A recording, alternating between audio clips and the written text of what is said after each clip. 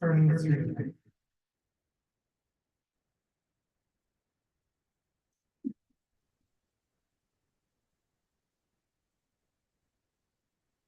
it's 5:30. We've got some feedback. I am muted on mine. I'll try that again. Is yours Nope, I'm muted? still hearing you. Well, you're not in this. Okay, there, that's better. All right, welcome everybody to this meeting of the Finance and Personnel Committee for October 1st, 2024. Just realized I dated these October 2nd. I'm already ahead of myself. Sorry about that, Bill. Okay, we'll call this meeting to order, and then the first item of business is roll call. Jackson, Here. Caniro, Here. Lorman, Here.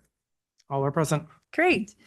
Let's move on to the approval of the minutes. We have two. First, the minutes of the September 17th, 2024 Finance and Personnel Committee meeting. Does anybody have corrections or clarifications? I had one, and it's regarding the capital ICE discussion that we had. One of the action items or the pieces of information that the committee had requested. The first one says the cost of obtaining appraisal of the land and facility. It's prudent to get a sense of what the cost of getting that appraisal would be, but I know for myself, and I won't speak for my colleagues, but my thought was we need to get the appraisal before we know if we're willing to enter into the agreement the capital ICE is requesting. So if there's a way to rephrase that just to make it clear, I mean, if we could get them to pay for the appraisal, that would be great. But do you see the difference? Yeah, I think I was just anticipating that we would get a cost and then bring that back to get authorization before proceeding. But I can adjust that wording to make it clear that that the committee would be interested in getting the cost and then receiving the results of the appraisal. Yep. Okay. Thank you for that. And that's the only change I had. So if there are no other changes to suggest, the minutes of the September 17th, 2024 Finance and Personnel Committee meeting are accepted as corrected. Next one is the minutes of the September 2023, I'm sorry, the September 23, 2024 Finance and Personnel Committee meeting. Do we have any corrections or clarifications? All right, hearing none, the minutes of the September 23rd Finance and Personnel Committee meeting are accepted as drafted. Moving on to the audit of the bills. Bill, do you have any updates for us? No updates tonight. No updates. Okay, then may I have a motion to approve the audit of the bills? Norman will make that motion. Thank you. This is Jackson. I'll second it. Thank you. Any discussion? Hearing none, all those in favor of approving the audit of the bills signify by saying aye. Any opposed? The ayes have it. All right, moving on to our main topic of discussion tonight, the budget. And we'll begin on the agenda. We have a presentation of the 2025 proposed executive budget. And thank you to the staff for giving us paper copies of just the decision matrix for both capital budget and general fund operating budget, along with the mayor's transmittal memo. Bill, Brian, Mayor, anybody care to kick off the discussion with a little background? Thank you. So as we did last year, to kind of provide a scenario to at least start conversation on the budget for the Finance Committee and then ultimately the council, the mayor working with the administrative staff, had put together one option. It's not the only option. We welcome the feedback and thought and discussion from the Finance Committee, but at least gives us a place to start conversation on where the Finance Committee would like to draft a budget to provide to the full Common Council for consideration. So that's what this document is. Again, it's one scenario to foster conversation and dialogue. And we're open to take any questions that you might have on the items in here, or if there's any follow-up questions from department head presentations. If the staff members are here this evening, they're welcome to address those questions, or if you have questions that you want us to pass along and bring back answers at the next meeting on the 15th, we're able to do that as well.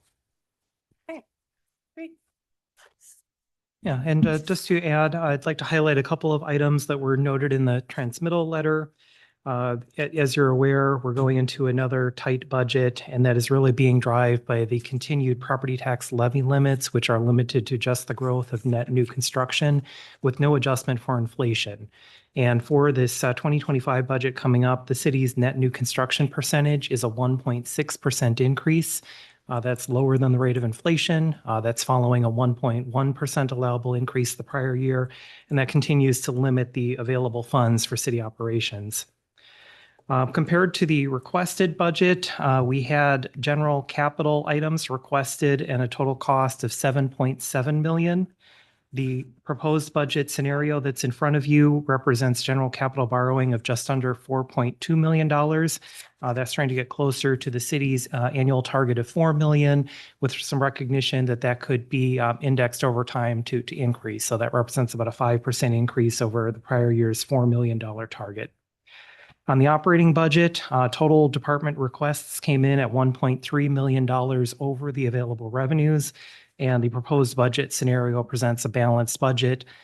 There were a lot of position requests and other operational changes that could not be funded working within that, and staff worked with the mayor to try to prioritize the available funds to meet critical services, and this really represents a cost to continue budget. I did want to provide one update that we just learned this morning, and one of our major revenues is general transportation aids. We just received that number from the state of Wisconsin this morning. We had been anticipating a 5% increase in that number. The actual increase is a 15% increase, and that translates into an additional $127,415 that we're anticipating in 2025 compared to the proposed budget that was sent out last week. Discussing that with the city administrator and the club manager, a couple of the recommendations that we have for the consideration.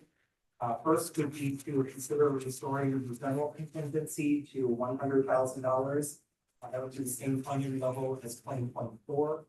The other is the proposed budget. The recommendation is to reduce that 50,000 to try to balance the budget. This would provide an opportunity to consider that. The second item would be to consider increasing the non-union cost of living investment, which is currently in the proposed budget at 2%, which is limited funding, and increase that to 2.5%. That has an estimated cost of about $52,000. Thank you. That has an estimated cost of about $52,000, and that would help us get closer to maintaining parity with some of our peer communities. As we're seeing other communities with their proposed budget, we're seeing some that are at 3%. If we can get up to 2.5%, that would help keep us more competitive. With those two changes, there would be a balance of about $25,000 remaining for consideration by the committee. And of course, all of these items are up for consideration. Bill, can I hop in? Thank you. I wanted to say thank you for that update. And that you thought through ways to consider spending that. I want to step back, and I don't mean to interrupt you, Bill, but I do have to leave for a speech. So I'm just going to take a moment. I wanted to let the Finance Committee know that the staff has worked very hard on this budget, and I appreciate all of their thoughts and the time that they've taken in preparation. One of the things I've done over the last few months is, in passing, I talked to the person at the state level who worked on the shared revenue formulas. I thanked her for her work and said we appreciated what we got this last year. She said she knows it's not enough. And I said, well, we'll always happily take more, ma'am. But no one else had ever said just thank you. So it's one of those things that it's a moment of our leadership as a city. The next thing I want to share is last week, I met with the other mayors and we talked about the referendums across the county and the need for our electeds at the state level to come and make that change for across Wisconsin, not just for Middleton. there was a lot of dialogue, and the reason I interrupted Bill was that that's what they talked about, was the loss of staff, is that they are putting that money to retain their staff, which is something we talked about 2-3 years ago. So Bill, I felt that point was striking, and I wanted to share my support, not only to keep our good workers, but it is something I heard from the other mayors. I want to let you know that we will be meeting in January. I asked for that meeting with the other mayors as soon as we know who the electeds will be in the assembly. The reason I share that is that if the legislature turns over parties or is close enough, they might be more open to that discussion. Now, there's nothing in there to promise to fix a budget hole or wish list items. But as you're looking at things, if they become a wish list item, you may want to make a list of those in the case that there is additional money that comes in 25 or in 26. Bill, was that pretty fair? Yeah, I believe so. Thank you. Thank you. And I don't Thank have you, any Mayor. other updates at this point, so I do have the decision matrices available and open to questions or wherever you'd like to go next. Just one question, Bill, then I'm just looking at page 1 for under revenues. And so this additional aid is line item number which Five. line, which line item is that? Is it 5? State aid roads. So it Yes, that's correct. So it went from 25,000 to 100? Yeah, so the additional 127,000 is on top of this amount that was in here. In the Okay, requested so- budget, we had a 2% increase at 25,000. The proposed budget increased that estimate to 5% at 65,000. We're now at a 15% increase, which provides an additional 127 on top of what was already in there. Okay, so $152,000. Yeah, So, it'll end up being about $190,000 increase in total. 190. And so state aid for roads. We could spend this on anything we want, it sounds like. I mean, That's correct. It's a general revenue of the city. The formula that determines the amount that we receive is based on our average spending for qualifying improvements, which would be road maintenance, road construction, but also things like police for maintaining safety on the roads. So each year when we submit our annual report to the state, there are certain line items that qualify for that aid formula. Those costs get added together, averaged. They look at the pool of available funds statewide, and then we get a percentage of those costs reimbursed. Once we have that as revenue, we can use that wherever we would like within our general budget. within our general budget for anything, that's what I'm trying to understand. Even though it says roads, we can spend it on other things than roads. Correct. Yep. It's only it's future aid will be determined based on our spending for roads and road related services, but the aid we receive does not need to be used specifically on roads in that given year. Okay. Good questions. And thank you, Mayor, for being here.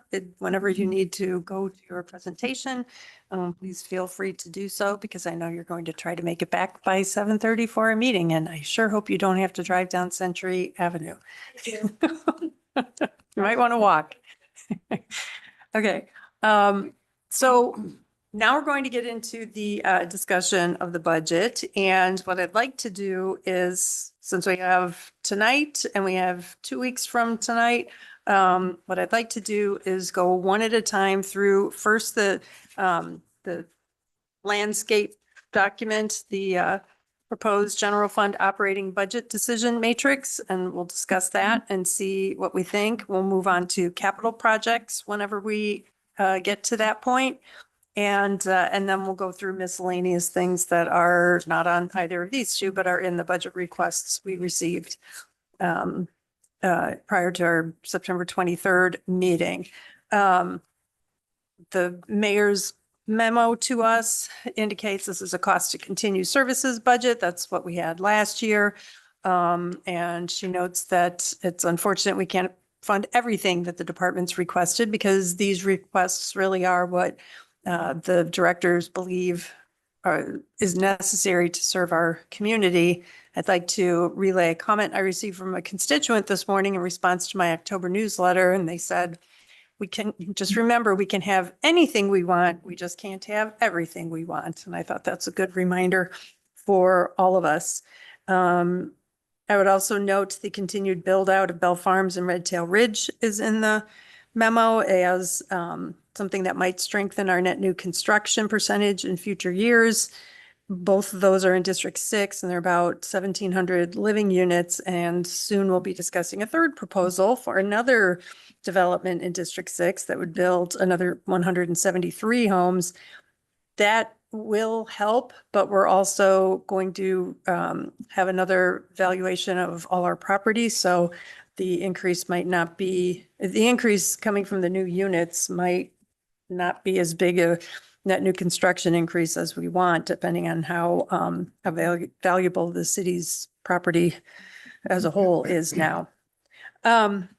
So, and then also I was going to say, I'd like to compile questions for department heads so that we can get their answers through email and they wouldn't have to attend our meetings, but I see that we have 4 of them in the room tonight. Maybe there's more on Zoom. So, so if you have any particular questions related to planning, parks, senior center, and public works, we're fortunate that we have those directors in the room.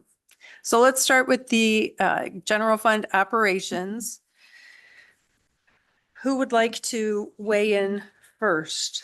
And if anybody doesn't have anything, I'm happy to kick us off while y'all think about your ideas. Oh, and Bill, the next meeting will have an update showing the increased transportation aid. Yeah, we'll have that. And actually the screen I just brought up. Already that you has it should in there? See, that has that additional aid included in this line. Okay. So in total, from 2024 to 2025, the increase is 192,415. The change from the proposed budget is shown up here on this total, 127,415. And if there are adjustments you'd like to look at, we can update this as we go through the meeting, and then we'll have an update of wherever we are at the end of today available for your next meeting. Great.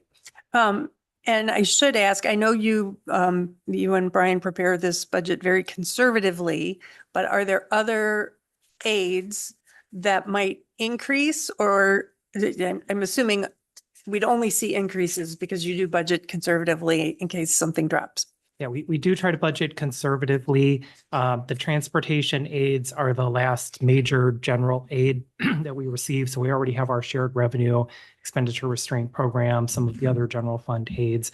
The one item that we don't know yet and likely won't know until after the budget is adopted is the transit aid for our share for Madison Metro. We believe that we've estimated that conservatively working with Madison Metro. But we usually find that final percentage after all of the budgets have been submitted to DOT and they see how much the available state pie is available for each transit service. Okay, great. Well, members, I guess one thing we could start with is the suggestion from the administration that we use some of this $127,415. First of all, $50,000 to restore our general contingency to 100,000 instead of cutting it down to 50,000 as was originally proposed. To the members, I'm pleased with that because I was actually concerned. Oh, I guess the request was for 170,000, 70,000, sorry. So I'm glad that that's something we can do. Does anybody object to increasing the contingency? But how much have we used this year of what's available? We've only used, I want to say about 12,000 so far this year. It's been a light year for us in contingency. Okay, but you know, it's an important fund to have available. So does anybody object to using 50,000 of that 127,415. I support that. Support. Okay. Great. So that sounds like something that can be changed. And then the adjustment, cost of living adjustment for our non-union staff. 2.5%, Bill, you said is around 52,600. Yep, correct. I can support that as well. Okay. And that leaves around 25,000 some odd dollars. I am wondering if we can, one of the things that has always confused me about the budget is that the, our costs for plowing snow are divided between Public Works and the CDA. CDA does the downtown, and that just seems like a very strange arrangement. And we trust, last year we started trying to phase over, I know there, for years, there had been an attempt to put that all onto Public Works and we just didn't have the money. So I'm wondering if we can move the snow plowing out of CDA's budget and put it into Public Works's budget. Well, I mean, I think the CDA has enough money and maybe they should transfer money into Public Works. Well, my understanding is that they do it that way because it's a way to use TID money for development purposes.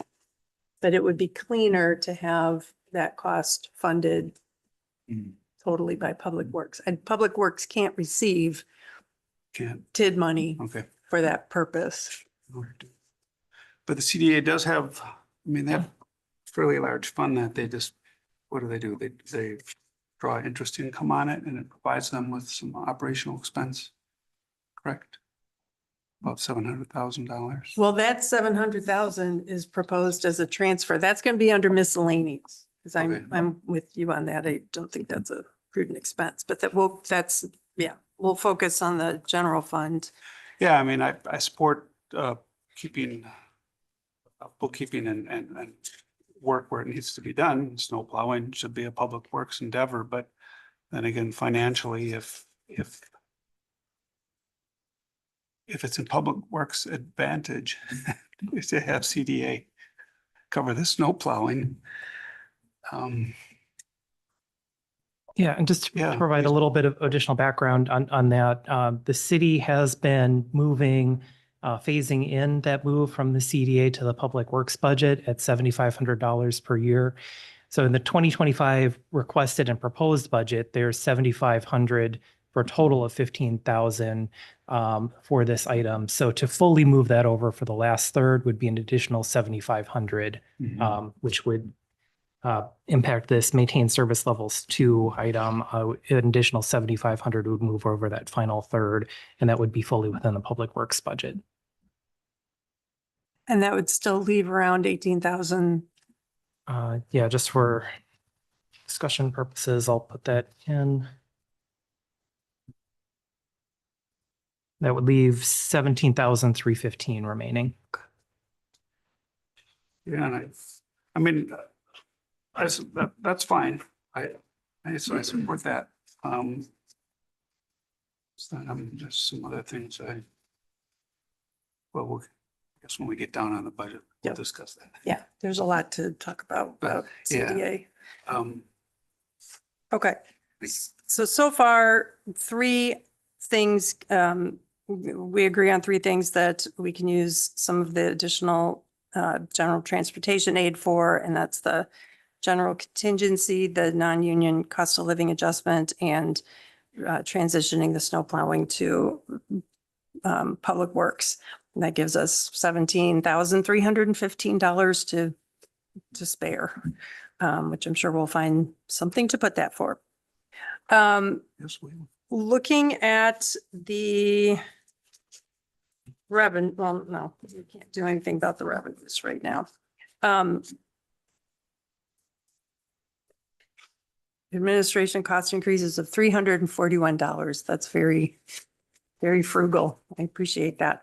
I support I know we had a lot of positions requested, and as always, we don't have enough funds to support all of the positions. I wish we did, and maybe someday that'll be different. But right now, I appreciate that the human resources assistant is in the budget, even though it's at a part-time rate, and we haven't had great success with part-time people, but I'm hoping that we'll be able to get you some help, Brian, and maybe even someday that role can expand.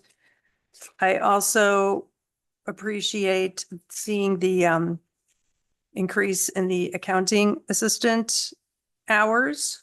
I think that's an important thing to have support for. Bill, remind me again, how many people are in the finance department in Sun Prairie? In Sun Prairie, I want to say it's approximately 7 to 8 positions. Okay. It's more than double our department. Yeah, and they're not more than double us. So, so I totally support that. And I understand that the grants and procurement specialist is, something that may have to wait for a future day. Anybody have comments on the administrative services decision items? Yeah, I mean, so I guess this is my second round of sitting here, having to look at the fact that we do have a gap in being able to support HR.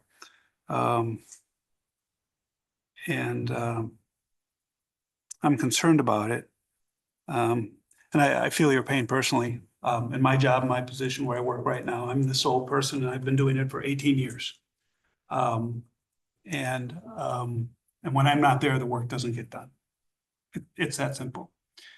But over the years, I've learned to come and appreciate, the ability to at least look at subcontracting and finding ways to, use other services and people for stuff. And if there's any way, maybe we can start to, if we can't get a person for HR, can we look into giving Brian the latitude maybe he needs to find resources to help get some things done. If you need to work with recruiters or outside organizations to maybe hand a task off that, I mean, Public Works seems to do that. We use those outside engineering firms to prepare a lot of works and proposals and projects. I don't know if that exists in HR. I don't know HR, period. I know my field of work, which is IT, and I can do that. I can go to my boss and say, okay, this project is going to cost $20,000, and we could get it done through a outsource. So could we find a bridge to get eventually where we need to really have can we get an HR person here? But if we can't do it this year, can we at least get some money to allow Brian the flexibility to? I mean, I definitely can address some of that. Where Bill talked about where Sun Prairie is for their finance department, we're at about the same, if not worse, ratio between Sun Prairie and our city, or a city that's not the same size. The national standards and staffing basics would say that an organization our size with the full-time employee equivalent we have should have 3.2 HR professionals for the organization. We have one. When we talk about how much can be handed off, I have burdened a number of other employees with HR tasks just so that I can keep up on the basics already. Some of the staffing and recruiting I've had to pass off to the communications manager. Personnel records upload and management I've had to pass off to the deputy clerk because I cannot manage all of the tasks to the minimum standards. And I would say that I am not meeting some minimum standards for places that we should be meeting regulatory and statutorily. I just don't have the bandwidth to do that. It would be more expensive to contract with recruiting agencies to conduct recruiting than it is to put a half-time HR generalist at an entry level in to take up all of the recruiting. And when we talk about that generalist, we're not only talking about picking up the things that I do, it becomes a multiplier for the other departments because that recruiter and HR generalist would then pick up all of the recruiting processing and management except for selection of hires from the golf course, from Parks and Rec, and from other departments who at this time are doing a lot of that management themselves with those office managers and give them back bandwidth to do the things that they're supposed to be doing with their employees. So I would say it's very aspirational to go out and contract some things. It's not cost effective. May I ask, the halftime position does not come with benefits? It does Or- not. Okay, not even prorated. Okay. And that's why, yeah, I was going to say the cost of hiring a consultant, or any kind of contractor to do the work would probably eat up more than a halftime position that doesn't come with benefits. Yeah,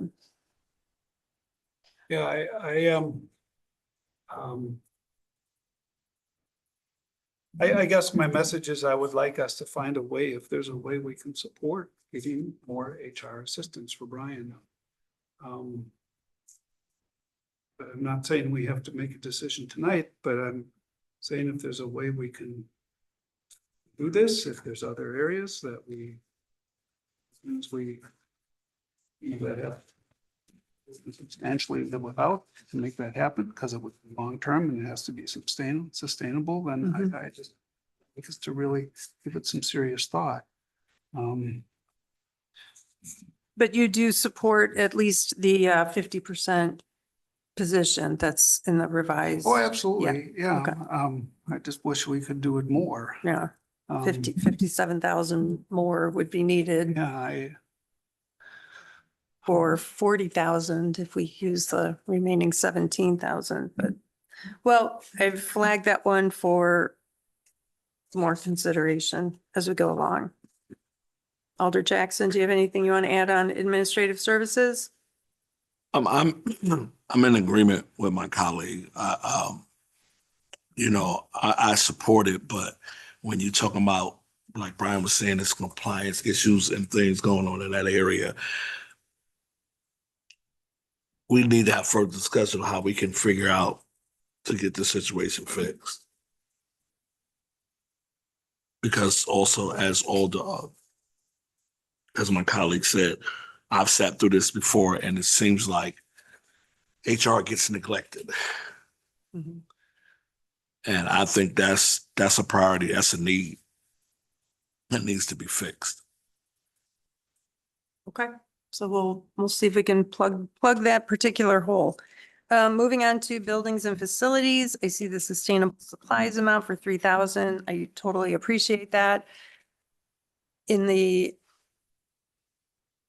grand scheme of things, I'm not sure, even though I wholeheartedly support the sustainable purchasing policy. I know the original implementation plan from years ago did focus on things like cleaning supplies and paper products. The impetus for revising it and coming up with revising the policy and coming up with a new implementation plan was to get at the big carbon emitting products that we purchase, such as vehicles.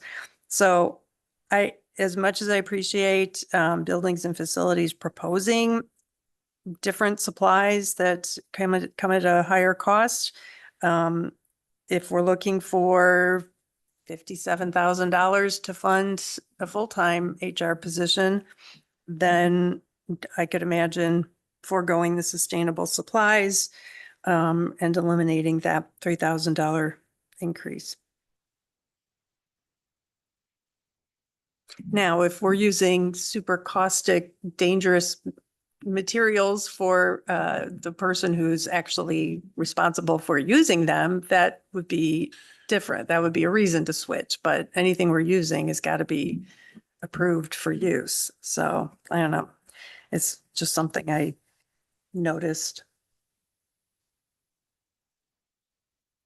Any thoughts on that? Members?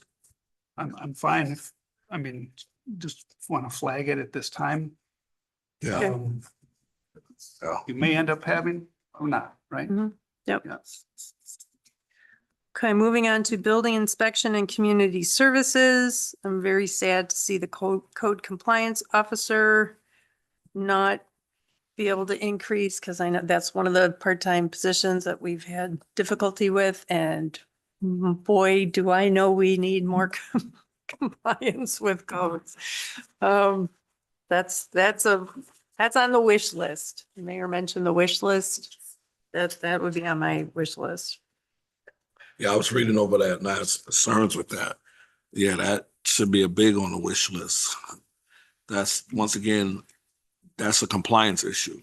Mhm. We definitely need to make sure that, yeah, we need that on the wish list. Yeah, I know that the dog park is on here, which I completely support. And I can tell you, my dog just turned 6, my younger one that I've had longer. And in all 6 years that I've taken her to the dog parks, I have only once seen anybody at the dog park asking if I have a tag. And, you know, it's not like I expect them to be there every week, but once in 6 years is not enough. And I'm fairly certain just like there are some traffic areas that would just be guaranteed to net some revenue. I'm pretty sure more compliance at, especially the dog park on Q, which is, I think, used more often, that could generate more revenue, but it's on our wish list, I guess. Moving on to commissions and committees, I see the Arts Committee increase. Now that's an increase of 3,000 over $5,000, right? Okay. And that is out potentially something that could be funded through CDA. So that leads me to ask the question, could the whole 5,000 plus the 3 be funded through CDA? Can we get you a microphone? Thanks, Debbie. So during the budget presentations, we had a discussion about the CDA and kind of their 5 major cost centers. And if you take a strict reading of Wisconsin statutes, all 5 of those items, landscaping, downtown snow removal, events, banners, and holiday lights, those really, all 5 should probably belong more in the general operating budget. So while I do think that it is something that the CDA could cover the cost of, if the intent of the Finance Committee and Council is to move the CDA more in the direction of things that are more in line with its statutory remit, I think that expanding their event and support for public art is a little bit outside of that. So it might be moving in the wrong direction. Okay, appreciate that insight. And I would like to request, because CDA is going to come up a lot, I wonder if we can put on our wish list for committee of the whole meetings, a discussion of the CDA, like a deep dive into what the CDA is and has been and can be. And maybe we can link that. I don't know when workforce housing will have its recommendations on affordable housing, but I do know CDA is part of those recommendations. So maybe we can tie those together. Yeah, just generally speaking, I think the challenge is finding a date Yep. this month of October, but Sure. Okay. So we're okay with the $3,000 reduction. Well, not okay with it, but recognize it's necessary. What about the Landmarks Commission increase? That $650, it isn't much. That's for signage, if I'm remembering correctly. Yeah, sign repair. Okay, I think it was like way long overdue. right. Yeah. Yeah, Yeah. and there's probably not any grant. I know it's a small amount, but again, just thinking of money that might be out there that would pay for plaques and things like that. Maybe they could talk to the sustainability committee about the great plaques they they had made for the Sustainable Middleton Awards. Okay, so committees and commissions not changing. Elections, cost increases, no problem there. The essential service delivery, that's basically the search for Chief Wunsch's replacement whenever he, Yeah, there were some operating line item changes. The large item, this 21,600 would be for working with a consultant for the chief recruitment. And the recommendation is to fund that out of anticipated funds from 2024 since it's a one-time expense. yep, that sounds good. And can I just ask, so the remaining 4752 is not related to the search? No, those are just other line Got it. item changes within their budget. Okay, got it. Fire district, that operating contribution. So that one we don't have wiggle room, but we do for the capital reserve? Yeah, the operating contribution would be the city of Middleton's share of their operating budget. The capital reserve are funds that we are setting aside and holding as part of our fund balance to make future capital purchases. We have been on our own setting aside an additional amount each year beyond the amount that's called for in their replacement plan, just Mhm. anticipating their higher cost years coming up. So we are free to fund at the prior level, increase that, decrease that. We are on the hook for when a purchase is made for paying our share. And the recommendation here was to keep the amount in the budget funded at 2024, but consider that as a possible option if there's additional surplus that we could put put the extra 6,000 in to that amount. Okay, thanks for explaining the difference between those two. Moving on to information technology. I'm happy to see all of these. Well, I guess I'm happy to see all these preserved. These are the ones that we kind of don't really have much of a choice, right? Our rates are just going up. So it's either we pay them or not. Yeah, I think out of these, the one that's more discretionary would be the last item, the social media and SMS archiving, but feel that as a protection for the city if we do receive those requests to make sure that we have an efficient tool to be able to comply with those. Okay. And that is something the police department is currently using, and this would be the cost to expand that for other city operations. Okay. How did the police get it first? They purchased that within their budget. And so this amount is the net amount. If we do go forward with this item, this would be fully paid within the IT budget and we would have a reduction from the police budget. This Okay. is the net offset. This is really more of a question for Matt. You know, having this is really, it's a liability. It's having this archiving software is protecting us. What do you think legally? So if something happens 6 months from now and we can't produce, we can't find the fact that somebody did communicate something on social media that may or may not have been said regarding the city of Middleton from the city staff to the public. And now we say, well, I don't know, maybe we said it, maybe we didn't, we can't find it. So is that worth $11,900 a year? Well, In your time in dealing with what could happen? I mean, it could very well. I mean, you just don't know the circumstances It's an from insurance that policy. perspective. But yeah, I mean, I think, anything that ensures that you can maintain your records and find things. I would be interested to know, I guess, the archiving software, what kind of search capabilities and sort of, so I know certain public records requests and things can be pretty onerous from a search standpoint. Not that, that is a necessary added benefit to make the $11,000 justified, but I'm glad you mentioned that. I think it's a legitimate, it's really a legitimate question on his part is, okay, we're police department and the city are now paying for this archive and serve software. And you could just run this past Drew and just say how often you test it.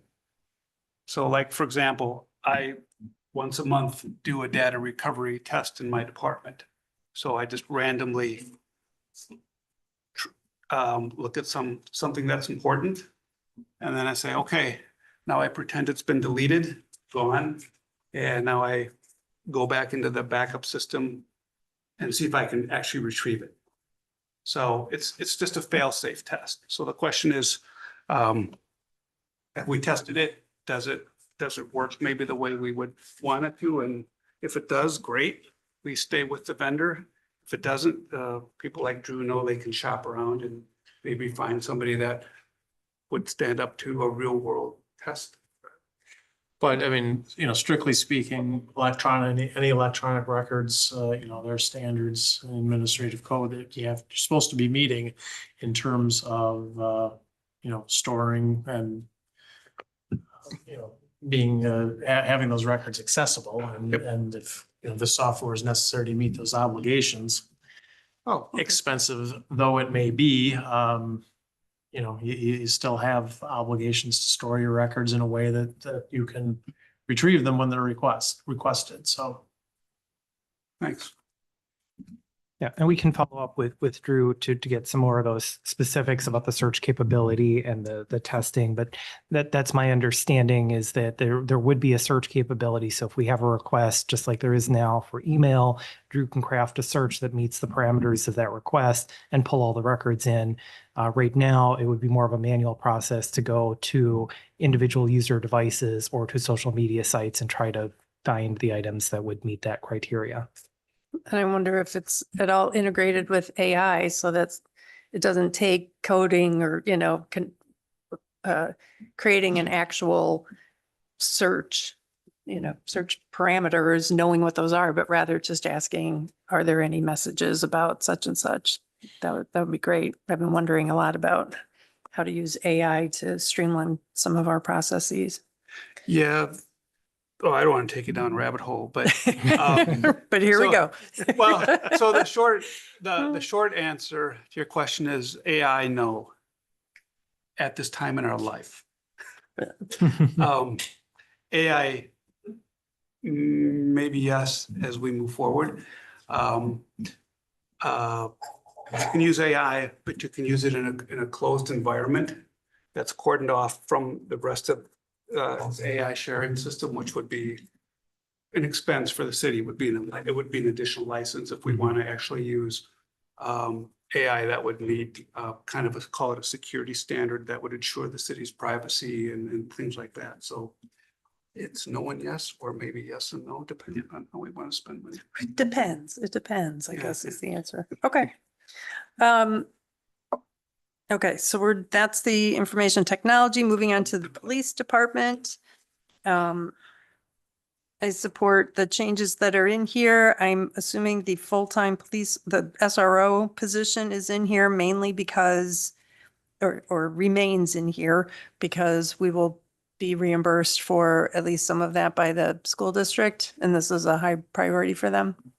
Yeah, that's correct. There's approximately $46,000 of anticipated revenue that's included in revenues up above that would be an offset for this position. And it was identified as the department's highest priority position. Okay. And I can't help but be a little pragmatic and think, well, first of all, the full-time dispatcher was not in the 2024 strategic staffing study for the police department until 2026. So that one makes a lot of sense. As much as I would like to fund the other positions, as it says in the matrix, lack of available funding. Next year, 2025, we will have a new chief and it makes sense to be thinking ahead to, especially with the recommendations from that 2024 staffing study, be prepared to actually fund some of the other officer positions in the future. Thoughts from other members? Concur. Same here. Okay. Moving on to Parks, Recreation, Forestry, and Conservancy Lands, and I know Kylie stepped out of the room. I would love to see the Conservancy and Forestry technician. There, here she's back. Hi. I would flag that one for a wish list. Well, I mean, many of these are on a wish list. I agree with the Kettle Pond stewardship. I also wonder, I mean, we have more than the kettle ponds that are mentioned, so I would say Graber Pond is a kettle pond. But I think postponing that until the Conservancy Lands Plan is done, and working off of that plan, I think that makes sense. So I can accept postponing that. The outside pruning services, I'm really hopeful that we'll have some surplus funds available because this has been, I don't know about other districts, but I know I've been hearing a lot from residents of District 6 about trees that either came down or were or are still in a state of coming down. And also the pruning of terrace trees, because everybody tries to do a really good job keeping their own trees from obstructing the sidewalks, but sometimes when I walk my dog, I have to bend down low because the terrace trees are the ones that are hanging down. So I'm really hopeful we'll be able to find $25,000 in leftover funds from this year. I wonder if the Conservancy operating expenses and the forestry operating expenses might also be something that we could potentially fund if there's a surplus available at the end of the year. And then Kylie, since you're here, I do have a question about a revenue related item, and that is the MCP ASD amount for the youth center.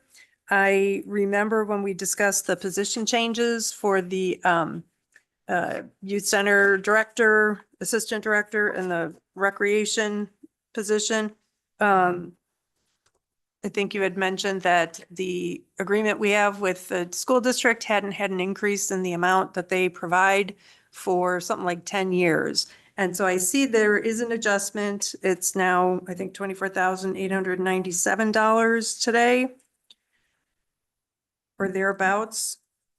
I may be quoting my own numbers here, but I know the amount went up consistent with inflation. However, at your presentation on the 23rd, you mentioned the increase in size of the program.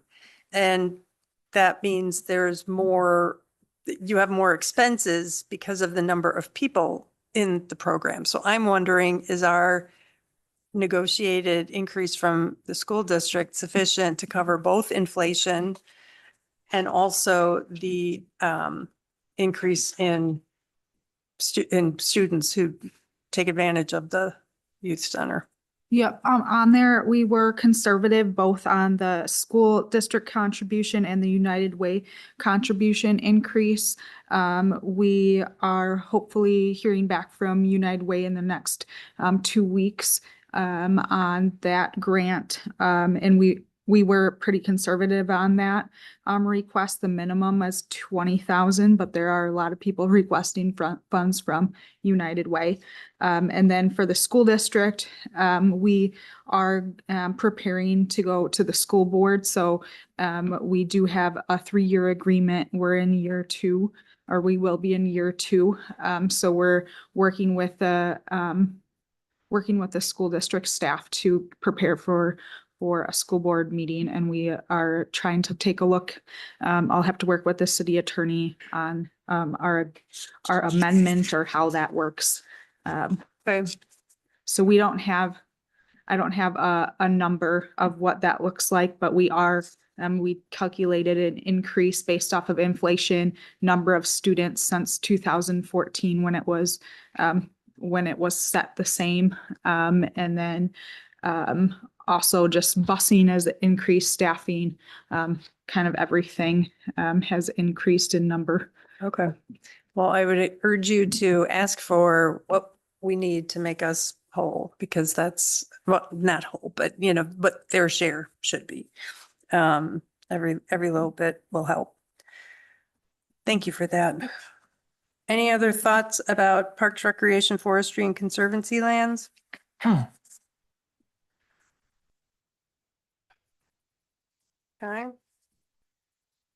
All right, moving on to page 9. Public Works and Water Resources. Now this one is the most confusing looking because right now there's a lot of we're anticipating a lot of shifting of costs. If the stormwater utility rate increase is approved by the voters on November 5th. I have no concerns about what is in this, although Sean, would you like to comment on any of this or flag anything in particular that you want us to think about? If you don't, that's fine. Yeah, not specific, but if there are questions, I'll put a room. I don't have any questions at this time. Well, you know what? The reduce for GIS, can you explain that? That is I seem to remember reading somewhere that right now TID funding pays for some of our GIS services.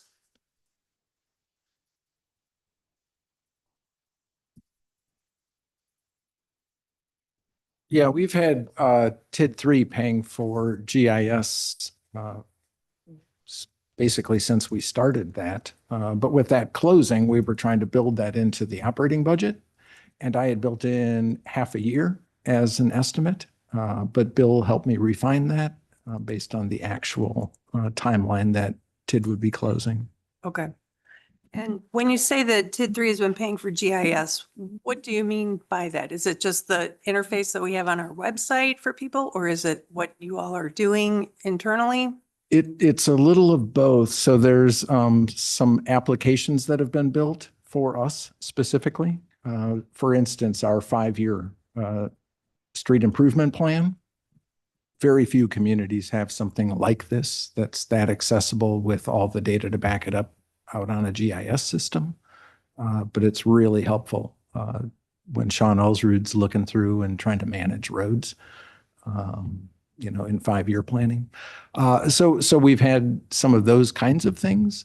When we put in record drawings or build things out for development, that's paid for by the developer. Okay. Okay. Thank you for that. Sure. I see the bus stops. So the bus stops, $26,500 is coming out. Yeah, and there was a request for 53,000 for snow removal at bus stops for snow events up to 3 inches. And that's an estimate based on number of anticipated snowfalls within that range.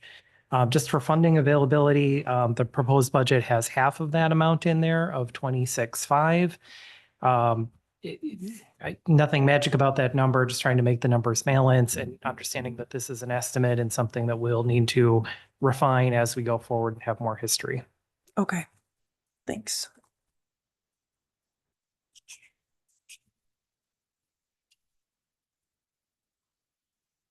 Okay, thanks. Any other questions, comments, folks, about Public Works and Water Resources? Let's just hope the referendum passes. Okay, refuse and recycling. These again are fees that we need to pay. Are these set? Well, they're estimates, of course, based on how many carts we'll have in service next year. So we try to figure out, well, about how many homes are going to be built next year. But we do know the cart prices because we're in a multi-year agreement. So that is set. Okay. Okay, thank you. And then senior center, we've got postage increase, volunteer expenses and classes. I don't see any problem with any of that. We'll talk about the planning and community development one. Well, I think we can plow through the rest of these and then we're going to move on to our presentation on the insurance. So placemaking planner. Thoughts on this position? I totally get that it's necessary. I'm thinking of Abby Attun's comments about CDA and its purpose and trying to get back to the statutory purposes. Yeah, I mean, I just wasn't aware of the statutory aspect, so thank you, Abby. I like to be a rule follower. Oh, yeah. I know it costs money, more money sometimes to do the right thing. That's one way of looking at it. So if I'm remembering correctly, we already pay someone part-time who's city staff. Yes? Not a consultant? We have it funded as a part-time city staff position, but we've had a difficult time recruiting a half-time position. And so right now we have a consultant in the role. Okay. And this is one, notwithstanding my comments about consultants being more expensive. But this one, because what do we really need from this person? It seems like Stonehorse Green needs to be the focus so that no one on our staff and planning right now has to manage events. So if that is really the dire need, is that something that we could, I don't do this. I don't organize parties and things like that, but is there a private entity out there that focuses on this type of planning? I am not aware of any. I will say with having the consultant role, it can be very challenging for coordination purposes. The person in the role right now has a commute to get here. And so many of the things where they should really be taking care of it, our own staff is going down there and meeting people because we're already here and we don't want to pay the cost to, send the person over. The role is really about being somebody who is coordinating with the business community because we have a downtown business association. And we want to make sure that their input is incorporated into any events that we're having. It's a lot of boots on the ground. So it's not just organizing the event, but as an example, if we're closing a street, we have to have that person out there a minimum of 24 hours in advance, setting up cones and signs. A lot of that work, either me or Daphne is doing because it's a challenge for coordination and also, we are the fallback. So there have been many, many weeks where we've had like 2 to 3 night meetings for our own staff team. And then we found out that we also have to run an event because something has come up. And there's not really a backup person, if that makes sense, because it's a consultant role, but it's only a 1-person team. Got it. Okay. And Abby, are you comfortable with the split of 40% or 60% going on CDA in 2025?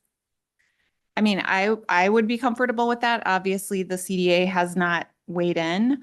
Our goal would be for 50% of the person's time to be spent on the 3 areas within our department that we really need assistance with, which are general planning, staff resources, helping to provide staffing to our committees, commissions, administer grant funding, manage projects, and respond to inquiries from the community. And then the other area is office management, staff resources, which is assistance with public notices and mailings, answering general inquiries by phone and email, helping with invoicing, et cetera. We separately need help with engineering expertise and staff resources related to having to do some construction project management, but I don't think that we're going to get that with this type of position. Okay. So the $9,400 adjustment is to put more of this halftime position with the benefits that will kick in. Put some of that, more of that on CDA. Okay. Yeah, and I think the intent was recognize that going from the current arrangement to a full-time benefited position is going to have a higher cost. Yep. We'd start off by splitting that cost 40% general fund, 60% CDA, with the thought that that may be able to transition more to the general fund over time. But this was a starting point to try to balance the resources. Okay. Thoughts? Any? I had some constituent input on this, and they're was not support for it. Speaking on behalf, of that. My response was continuing to understand more about really the funding of a position like this, the responsibilities and roles, because we have so much competing need for staff.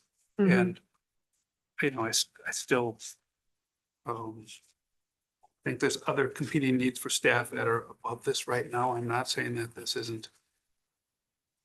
shouldn't be, continue to be looked at and put on future budgeting, but if we need more staff in the city, we need more staff. And I think we just have to take a long-term perspective approach and figure out ways to fund it. Yeah. You know, Yeah, it's times like this that I feel the disadvantage of being, all of us being fairly new to council and not knowing the whole history of Stonehorse Greens. And I know it isn't just Stonehorse Green, Right. that's the issue, but not having the full history and like, was there a discussion about, okay, if we build it, they will come, but who's going to make sure there's something for them to come to, I suspect my predecessor was concerned about just such a possibility, and I'm wondering what the other alders and the mayor at the time thought, but that's for another day.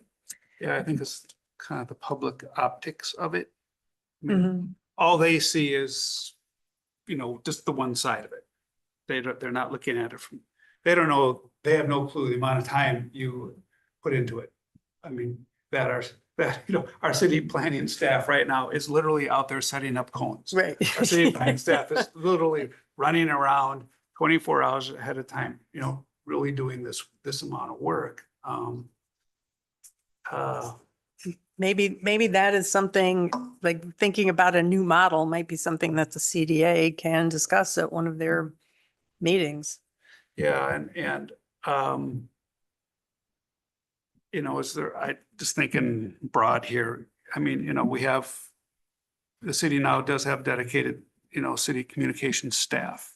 And again, these are things that to me seem to be very communication oriented, because it is promoting the development of the downtown and getting people out and, generating community involvement and support. So maybe we need to look towards leveraging more of our communication capability and that staff at that level. Somehow. Because that's what these events are downtown, is really more that base of the city. Mm-hmm. So if that makes sense, am I rambling? No, you're not rambling. It makes sense. Okay, but I am mindful of the time and we do have someone waiting to speak. So let's just flip to page 10. I think this is our last page. Yep. And under other general fund budgets, the only change to the original proposal is the risk management fund allocation. And that's based on revised insurance estimates. Yeah, and that's primarily for workers' comp. Our workers' comp mod went down, so that'll lower our premium. So that increase that we were originally anticipating, we should be able to avoid for this year. Okay, great. We also have transfers from the general fund to the library and to the transit fund. Bill, do you want to speak to those? Yeah, for the library, there's a total general fund share request of 64,406.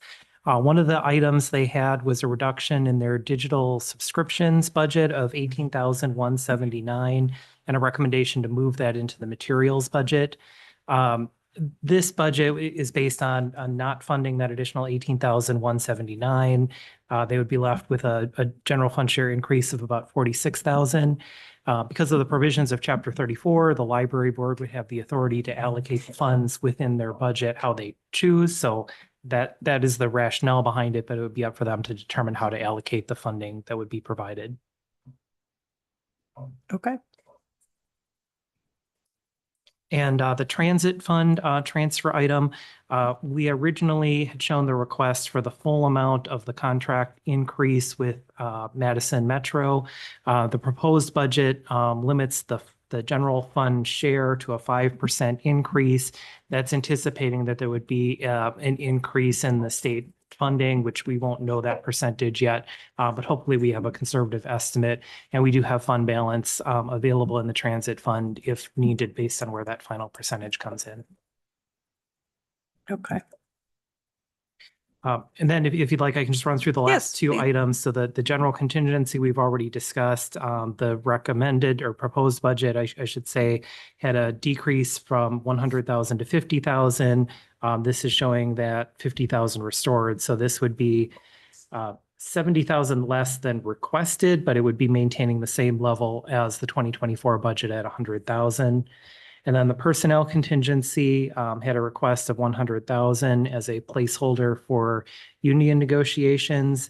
And then this is currently showing an addition of 52,600, which is the estimated cost for the non-union COLA adjustment we discussed. Okay. All right, members, we worked our way through the general fund operating budget decision matrix. And we'll pause our discussion of the budget at this time, maybe coming back to capital later today, but definitely in 2 weeks. But now we need to move on to direction. You know what, I'm going to, well, it's fine. Direction regarding publication of the notice for the 2025 budget public hearing. If you saw the packet, it shows November 6th date for the meeting for the public hearing. That would be on the same day as our rescheduled Finance Personnel Committee and Council meeting to avoid the election. Does anybody object to moving to a Wednesday? I think, I mean, certainly can't have it on election day. So Yes, exactly. that's the 6th. Yeah, so it'd be the 6th. And you can, council will make the final decision, correct? Yep, correct. This is just on here as a recommendation to the council. Yep. So would someone like to make a recommendation to move our November 5th meeting to November 6th and hold the 2025 budget public hearing on that date? I make a motion that we move on November 5th meeting to November 6th. Gorman will second. And schedule the budget public hearing? And schedule the budget public hearing. Thank you. And just a clarifying question, when we publish the budget public hearing, would you like us to do that based on the proposed executive budget, or do you want to incorporate any of the items that have been discussed at this point? Finance Committee can continue to make changes, but we need to pick something to send to the newspaper, and we'll have to send that in next week prior to your next meeting. Okay. Well, let's set the date first. So all those in favor of scheduling rescheduling our November 5th Finance and Personnel Committee meeting to November 6th and holding the budget public hearing at that time, signify by saying aye. Aye. Any opposed? The ayes have it. Now, I think we all agreed on the three things. Mhm. So yes, I think my opinion is we should add the general transportation aid, add the change of general contingency to get back up to 100,000, add the 2.5% increase for the cost of living adjustment for non-union staff, and then put the snow plowing on Public Works, and that would be the version to publish, knowing that we can still tweak it. For example, if we want to try to get more for the part-time or for the HR position. So I will make a motion that the budget to be published with the hearing notice incorporate the changes we agreed to tonight. Gorman will second that. Any discussion? Nope. Okay, hearing none. All those in favor signify by saying aye. Aye. Any opposed? The ayes have it. Now we can move on to the discussion and potential action on health insurance proposals. while we're waiting for our speaker to get set up, I had one question of staff, and that is, what was the feedback from our staff? Because that was a big question from last time. I've been out the last week, but previous to that, we received 3 comments. 2 in favor of moving, 1 non-committal, just didn't like the idea of provider disruption. That is the only new comments we have received since Brian sent out a request for input. Interesting.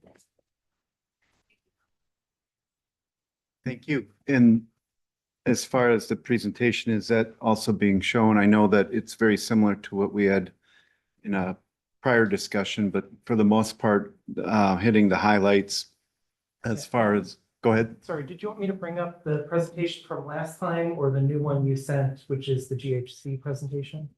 The one from last One time from with, last time. there are some tweaks Okay. to it. Okay. And do we know the microphone's working? Got it. Okay. Because I can hear you perfectly. I can never be sure. Okay. And to hit the highlights of it, since we did go through it in large part, we talked about, which by the way, the one staff member's comment that was non-committal speaks to, we have a history of a lot of stability. And provider disruption is one big piece. And while not necessarily saying no to the change, the individual is just saying, can we make sure we try to be as stable as possible with our providers? And I think that that's a global sentiment in our prior discussions as well. And as far as the history that from the state plan, many years with courts in the last 3 years with Dean, the recognition that access was a big part of the conversation. And frankly, when we look at our overall bid process and the results, you have 2 systems that do things different ways. And what I mean by that, when we look at population health, when we look at prevention, the GHC proposal certainly eliminated barriers much more so in their plan design of not having out of pocket to go to the clinic, to get their labs done, to get their various services, which by the way, are the thing that can give us better confidence for long-term stability. And so when we look at population, health, provider options, contribution, and plan design, the slide that's up there, we looked at, okay, the positives, negatives of the 2. You see that, you know, the positive of the Dean would be some of there wouldn't be disruption for the last 3 years, although many individuals were excited about going back to the UW access. And that SSM saying there are staffing up, so those are positives. Part of the challenge in how they deliver prevention was, for example, we talked last time about the school district having a nurse practitioner, and that unfortunately right now is not a model that we'd be able to access based on our size and based on the cost. Meanwhile, what you see on the right side is what I touched on, but in a little more depth would be, you know, between GHC, the UW and Unity Point primary care providers, in the link was shared, as was this communication shared out to staff and a brain shark video, and in addition to the different meetings. And there certainly is positive feedback in that, you know, the ability to eliminate out-of-pocket costs on these listed services, behavioral health being a very significant category that's included in that list. So the next slide speaks to, you know, in the end, this is somewhat of a cost neutral dynamic. While right now our cost includes premium plus health reimbursement arrangement, with the new approach, it would be mainly just premium, and that I would qualify as a favorable experience for the staff members to not have some of that hassle factor.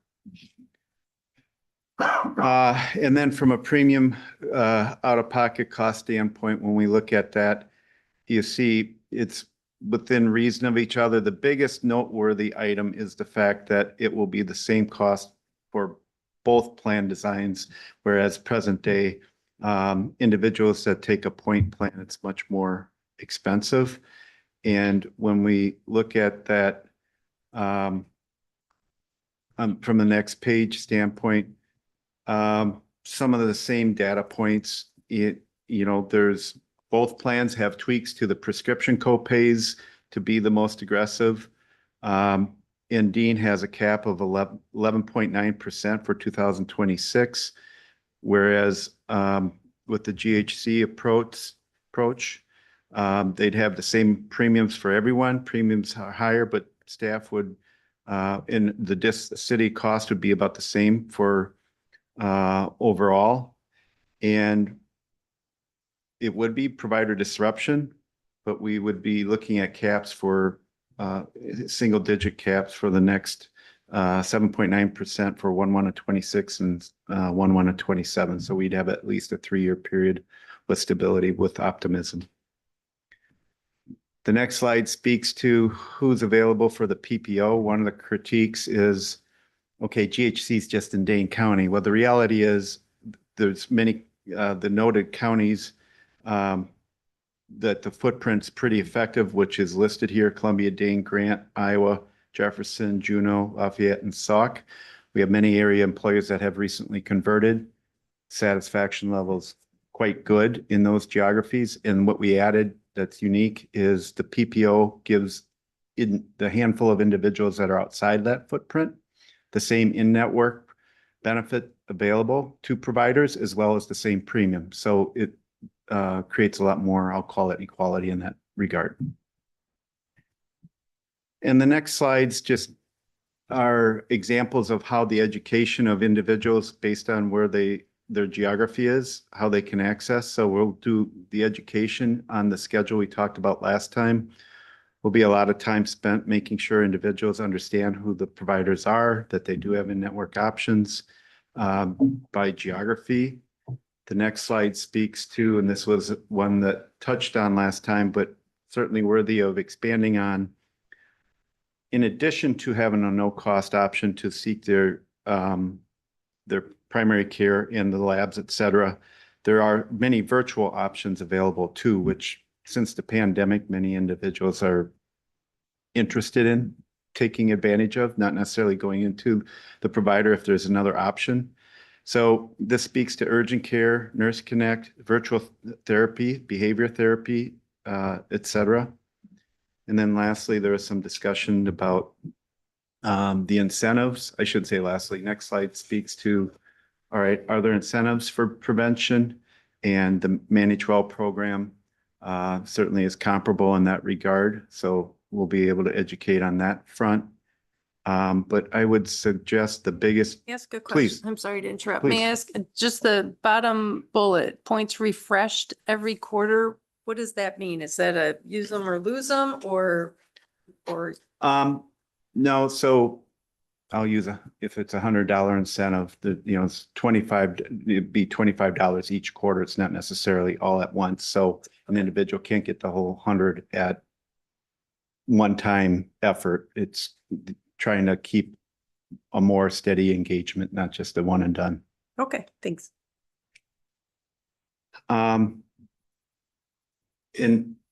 as far as transition of care, this is a big piece that in the multiple area public employers that have transitioned in the last year, 2 years to GHC is the effectiveness of meeting with staff members, understanding individuals that are in the middle of care and making sure that if, whether it's a third trimester pregnancy, not to disrupt that transition, or if it's a specialty care, to understand, is it something that would be within the UW or where, and to make sure it's a smooth transition if there needs to be a transition. And then lastly, just speaks to the timeline where was early September when we initially reviewed this. We got the collective feedback. As Brian indicated, there wasn't a significant amount of verbal statements. And as a result, here we are just kind of revisiting it and making sure We answer any questions. Okay, members, any questions? And it's Al, right? Yes. Thanks.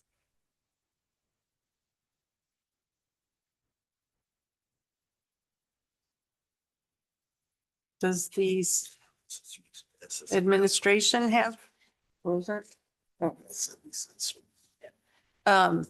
Recommendation from HR? My recommendation is to move to GHC. From personal experience and from organizational experience and talking to other municipalities, the care is better. The programmatic setup where there are no charges, even though we have an automatically acting HRA, still it's complex and sometimes it falls behind. To not have to pay the bill to begin with is a significant benefit. I will also say with their focus on community health and wellness, we've got the transition cost, and then we've got caps for 2 years after that. At the end of 3 years, with this focus on population health, I would expect our health expense experience rate to improve. And in that improvement, we would see lower costs after those caps. I don't see a downside to moving. I only see positives to moving to GHC from the experience we've had with Dean over the last 3 years. Okay. All right, would somebody like to? Sorry, I just saw something different on the screen. Somebody like to make a motion to accept Brian's recommendation to move to GHC? But this is Jackson. I'll make the motion on the Brian's recommendation to move to GHC. Lorman, a second. Okay, any further discussion? None, I agree with Brian, with my personal current relationship with SSM Dean. Yeah, we need to move. Thank you for that personal testimonial. Okay, all those in favor of the motion to recommend moving to GHC, signify by saying aye. Aye. Any opposed? All right, the ayes have it. Thank you very much. Okay, members, we have 15 minutes, I'm going to say, because we've been sitting a while and it would be nice to give us 15 minutes to decompress. But I think it would be good to move into the discussion of capital projects again for just 15 minutes. So maybe we can try to get the first page done. That way we'll be assured that next meeting we can finish it up. So looking at page 1, starting with administration, can I ask, is the DOG park parking lot really just the dog park? Yes. Okay, that's not an acronym. Capitalize that way. Just wondering. Okay, I totally agree with taking that out. And I also support the ERP software. I think that would be a great thing to have, and I hope it can be procured and installed and ready to use in time for next year's budget season. It won't be. In talking with some of the potential vendors out there, you're talking about a minimum 1-year installation process, especially if we're doing multiple modules and looking at HR, payroll, financials, budgeting. So it will be a process, but something I'm excited to get started with. Okay. Yeah, you had a nice smile on your face as you broke the bad news, but that's good news that we can get something like this. Moving on to airport. Everything here is small amounts from the Airport Enterprise Fund, with the balance coming from the Airport Improvement Program. Yeah, and in part, some of it would be coming from money from the BIL program on the federal government level. Oh, okay. And that's in part why we would be doing design for both the taxiway and the runway at the same time, is to make use of money, because there is some expenditure deadlines for some of that, the BIL money. So if we include design for both of those now in 2025, we'll be able to use BIL for that. Okay. So, but the construction has the taxiway going first and then the. Yeah, this would only be for design. So construction of those elements after they've been designed would be in 26 and 27 respectively. So it's just moving up the design to capture the BIL money. Okay, great. And again, just for reference, and clarity's sake, again, for design for both those, it's reconstructing them in their current existing configurations as the runways are laid out today. Okay, thank you for that clarification. Moving on then to building inspection. It looks like the senior center heat pump replacement has been removed, as well as items 7 through 10. Any comments, Brian and Bill, that you'd like to share? I get the 120,000 for a not very expensive heat pump, but very expensive electrical work that would need to be done. No interest in preserving anything for replacing with gas furnaces. I know I had suggested, why don't we just use contingency money if it comes up? Because I seem to notice the last year, maybe the last 2 years, the replacements have taken place, or we've paid for them in December anyway. So is it okay to just rely on the contingency? Yeah, I think that is an option. I think part of the rationale for not including anything for this item is just the ongoing work for the community campus study and wanting to limit how much we're investing in the facility until we have a clear direction. Also recognizing that we replaced several of the older units. There always could be something that happens. I guess there would be a risk that there would be an issue and the need to draw on contingency. But I think that is an option for the city. There is both a contingency and fund balance available in an emergency situation. Okay. Any thoughts, members, on any of these items or questions for the staff who are here? I guess we don't have Jim. Okay. Moving on then to conservancy lands. I see that the items 6 through 10 have been removed. Of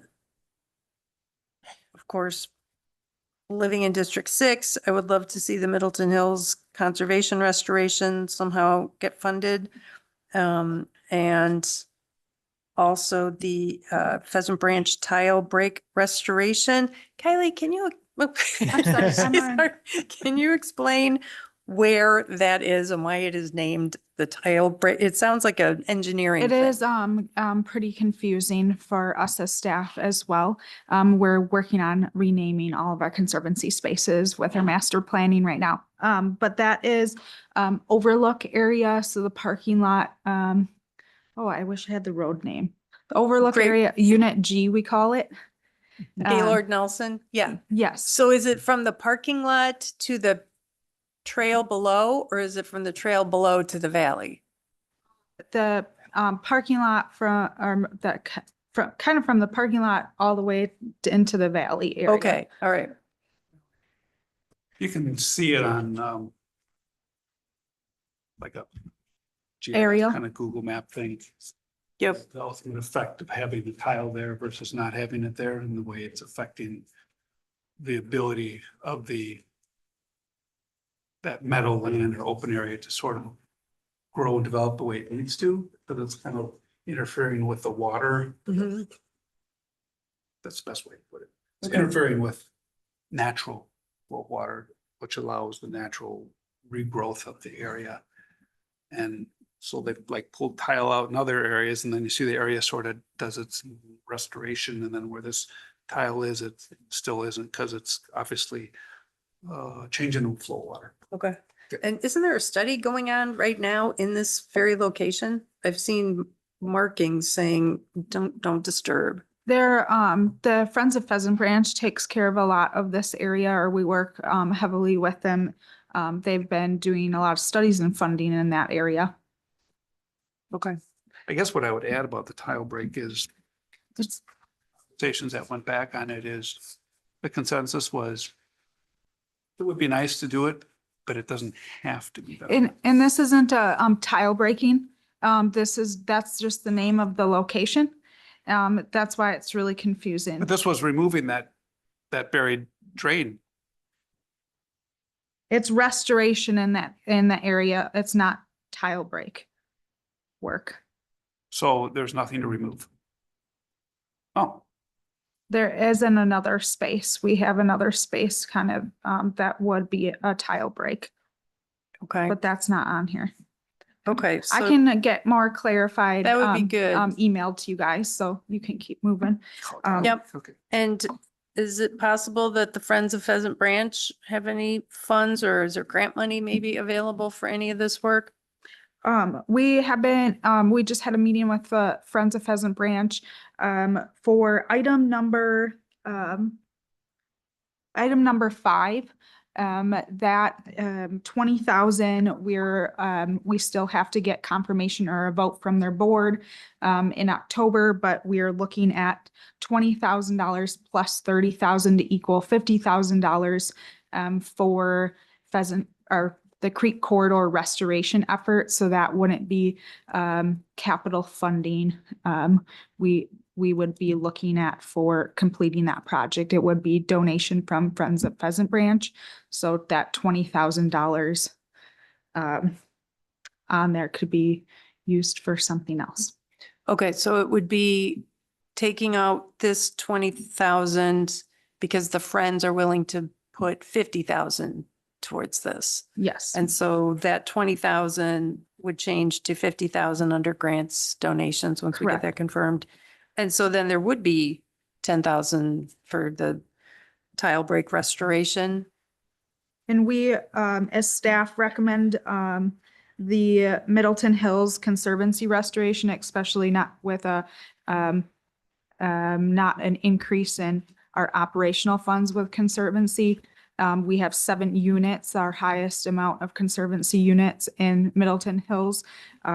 We have to come up with funding some way to keep that effort moving forward. And then also bike trail signage. We don't have any 911 markers. Our EMS and police department have been asking us to get 911 trail signage at our bike park, our bike trail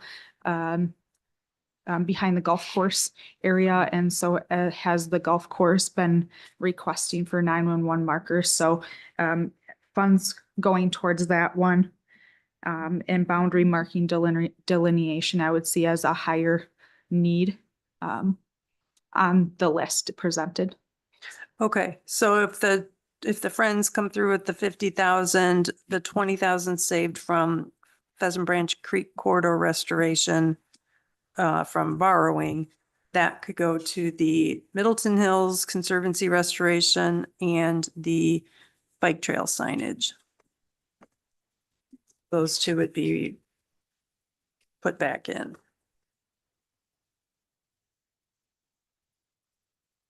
And then if small amounts of funding become available, the boundary marking delineation would have a higher priority than. Yeah, I agree with that. I feel I was explaining on my budget agenda meeting with Bill and Brian earlier that every year someone comes through my backyard because we have a drainage basin for a condo association behind us. And a good chunk of all of our, what looks like our yards actually belongs to them. But it's maintained by all of us. So they come through every year and mark it so that we don't acquire any rights to the property because they didn't, make it clear that it belonged to them. And I can think of some places in my neighborhood where I think it would be prudent to mark city boundaries. Okay. All right. Well, I'm glad those two can be restored and that we'll get the 911 markers in on the bike trail.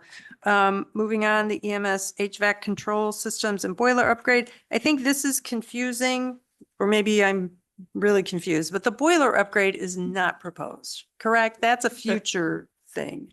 Yeah, that was requested in a future year. Okay. So I think they're requesting the control system upgrade in 2025 and the boilers 2 or 3 years out. Okay. So I'm noting that we did receive some feedback from constituents saying that the boiler upgrade should be looking more ambitiously at things like a shared geothermal system with the fire district if they are willing. So we don't have to, we can tell the constituents that the boiler upgrade is not going to take place this year anyway. And so that gives us some time to maybe explore this option that they have presented. Yep. Okay. Then we've got capital reserve, no change there. We're going to turn the page. I'm going to check my watch. Got 5 minutes. Golf course. So my recollection on the golf course items, first of all, these are all funded by the user fees and fund balance. And if I remember correctly, Jeremy said that when it comes time to purchase the mowers or the blower or the sprayer, they would be looking to see what sort of green options are available. Yeah, that was my understanding as well, that my understanding of his comments is that in the research he did in research and budget item, that he didn't feel that that was at a point that they were comfortable with the technology today, but at the time that they would be purchasing it, they would reevaluate that and bring options forward. Okay. And I really would love to see, I mean, I think of our golf course as a golden opportunity to, it's already a draw for Middleton, but if we could have the golf course sort of blaze the trail and show the way to become, you know, a green, I don't want to use the term green because it's confusing with greens, but I know there are courses throughout the country that pride themselves on their environmental stewardship. And I think we have that opportunity here. We already do many things, but I think it would be great to invest in making this golf course one of the first city facilities to be completely reliant on clean sources of energy. So that's just my 2 cents. Today, not tomorrow, right? That's right. Okay, moving on to information technology. Nothing alarming here. Nope. I'll turn to my colleague who's an expert on that. SOP stuff. Okay. And then the library, I recall the heartfelt presentation from the library director on the need for the AMH sorter. It is a huge ticket item, however, and because of the community campus plan, maybe not the best, maybe not something we can afford this year, so I understand why it's taken out. The lactation room is in there still, that's good. And the shades for kids area, if I recall, they're putting that on this year's budget, correct? Yep. Okay, that's why that's out. And then we'll look at Parks and Recreation. I'm glad the outdoor recreation plan is still in there. I'm sorry to see the pruning block supplement go and wonder if that's something that can be restored somehow. Also the stump grinding and the urban forestry master plan strike me as things that, Kylie, I don't know if you want to comment on that. We'll end on the Parks, Recreation and Forestry tonight and come back to the rest of it next time. I just have, I'm just plugging for urban forestry management plan. We spent 2 days putting in that, grant, application. We finished that today. There was a resolution presented before the council. You were all supportive of that resolution. And we're really hoping to, gain the necessary funds. I think as everybody from council and community members talk about tree planting and wanting to see improvements through our canopy and forestry services. That's going to really highlight our staffing need, our tree canopy, how we can get to planting more trees or what that means, and give a really good insight to the entire council for our urban forestry. And then we've been doing several we've been working really hard on our inventory. And really it's gonna analyze our entire tree inventory that we've been working to accomplish. So I'm just gonna spend my time plugging that one. I know it's not the highest one funded. We are working on our increasing our operational funds to help with our tree pruning services. We want to get to a 6-year pruning block throughout the entire community. And if we don't increase it for operational, we were trying to supplement through our capital. We are trying to get through the next neighborhood, and the neighborhood after that is going to be delayed until we get to the one completed. And I don't like to have holes. What we've been doing is having holes in each one of our areas and not touching some trees for over 10 years. Okay, thank you for that. Is there a possibility that we'll have funds this year that can go to the urban forestry master plan, leftover funds? Yeah, I do think that would be likely. We don't have a specific number anticipated for surplus yet, but we are continuing to see investment income above budget in particular. And I think based on the last projection that we did, we're expecting to have a surplus that would be over $100,000 in total.